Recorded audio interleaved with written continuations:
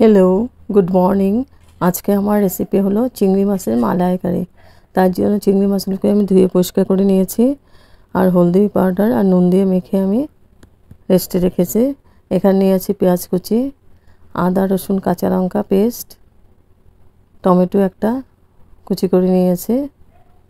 এখানে নিয়েছি গোটা গরম মশলা, শুকনো লঙ্কা, তেজপাতা, পরিমাণ মতো নুন, গরম মশলা পাউডার, কাশ্মীরি চিলি পাউডার, হলদি পাউডার।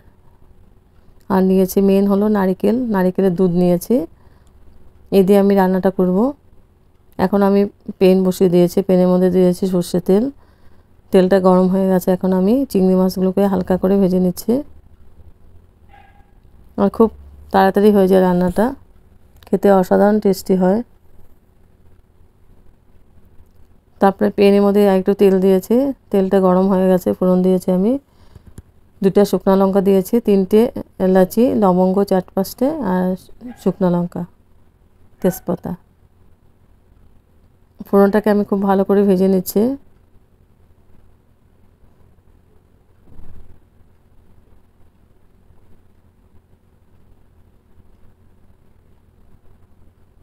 এখন আমি দিয়ে দেব কুচি পেঁয়াজ।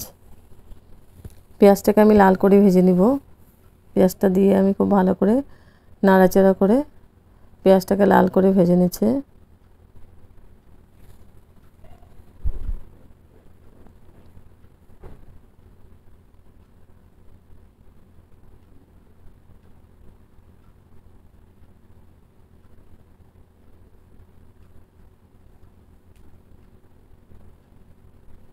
পেঁয়াজটা ভাজা ভাজা হয়ে গেছে, এখন আমি দিয়ে দেবো পেস্ট করা কাঁচা লঙ্কা, তারপরে আদা আর রসুন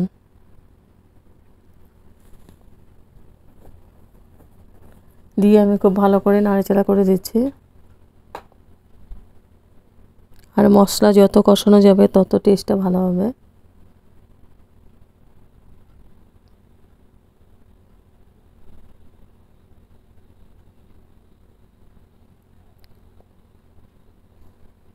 মশলাটা কষানো হয়ে গেছে, এখন আমি দিয়ে দিলাম টমেটো কুচি। টমেটোটা দিয়েও আমি খুব ভালো করে মিক্স করে দিব মশলার সাথে।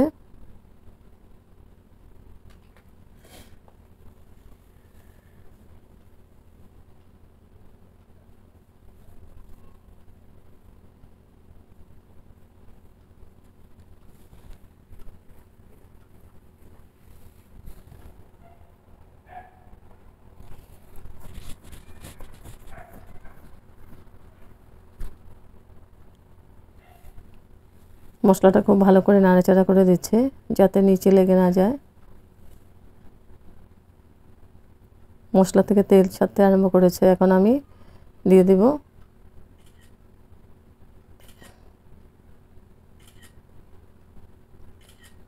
গুঁড়া মশলাগুলো দিয়ে দিব। দিয়েছি হলদি পাউডার, কাশ্মীরি চিলি পাউডার,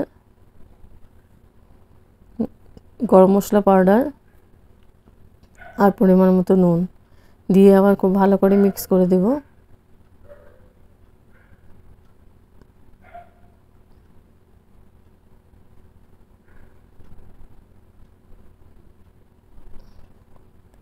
আর স্টিমটা আমি একদম লোয়ে রেখেছি যাতে পুড়ে না যায় মশলাটা। একটু জল দিয়ে দেব, জলটা দিয়ে আমার মশলাটাকে কষিয়ে নিব ভালো করে।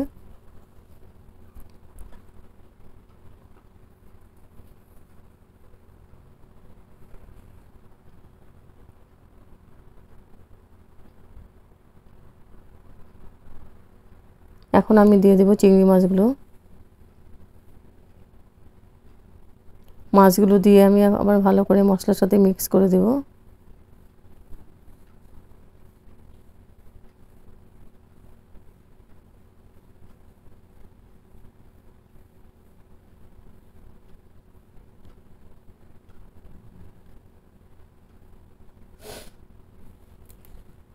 খুব ভালো করে নাড়াচাড়া করে মশলাটাকে কষিয়ে নিয়েছি।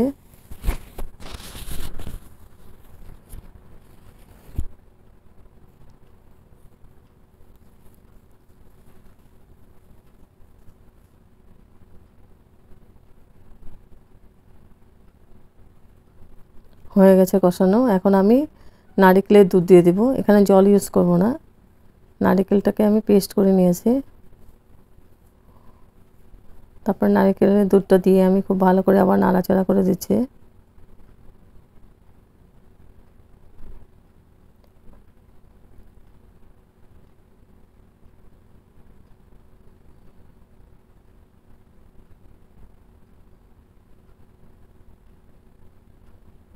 এখন আমি ঢেকে দেব 5 মিনিটের জন্য।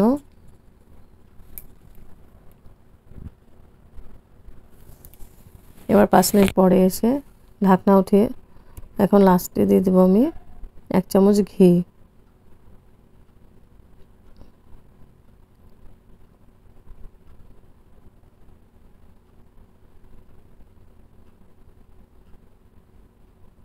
ঘি দিয়ে আমি খুব ভালো করে আবার নাড়াচাড়া করে দেব।